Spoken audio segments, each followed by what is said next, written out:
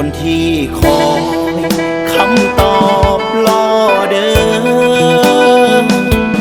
อย่าได้เพ้อล้มแล้วลืมไปคำสัญญาสั่งมาด้วยหัวใจอ้ายเก็บไว้อยู่ในใจมาดน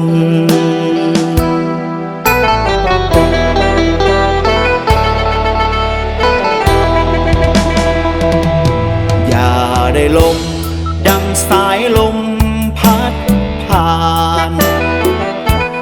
คนคอยยานเป็นคือน้ำตาลคือน้ำฝนผู้หญิงอย่างเจ้าส่องลายเสือเต็มตัวตนอายเป็นคนบ่อยากปวดใจให้ใส่หมอนเจ้าเอาจังใดจะเฮ็ดจังใดให้ว่ามาอย่ามีแต่ว่ารอต่อไปใจเย็นก่อนเย็นจังใดคนใดน้องบ่แม่นน้ำก่อนสิมาอ่อนอ่อนลมอ้อยใจข้าเวลาคันว่าพอหน้าลมสิเป็นหยังเว้าสู่ฟังเคลียร์ใจกันให้แล้วสาผู้หญิงอย่างเจ้ากล้าบอกเว้าความจริงมาเพื่อเคลียร์ปัญหาคำสั่งใจของสองเฮา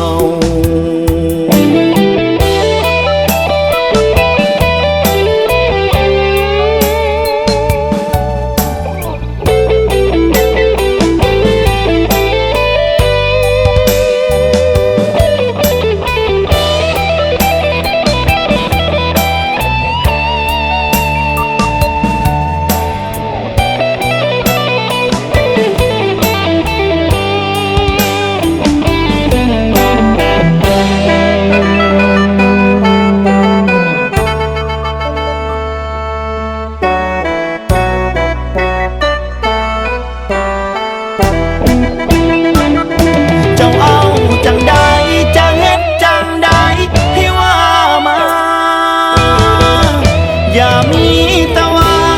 รอต่อไปใจเย็นก่อนเย็นจังใดคนใดน้องบ่แม่นน้ำก่อนสิมาอ่อนอ่อนลมอ้อยใจข้าเวลาคันว่า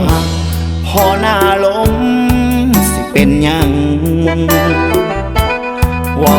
สู่ฟังเคลียร์ใจกันให้แล้วสาผู้หญิงอย่างเจ้ากล้าบอกเว้าความจริงมาเพื่อเคลียร์ปัญหาคำสั่งใจของสอง